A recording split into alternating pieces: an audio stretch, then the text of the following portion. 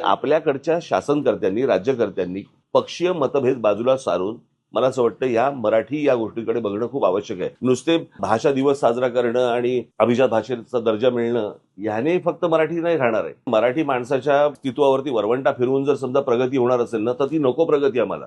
आज जे काय फ्लायओव्हर्स आणि जे काय ब्रिजेस आणि वगैरे होते हे दिसायला छान दिसतंय, पण ह्याच्यातनं जर समजा मराठी माणसाचं अस्तित्व संपणार असेल तर नकोय ते आम्हाला. शिवाजी महाराज शिकवले जात नाहीत आमच्याकडे.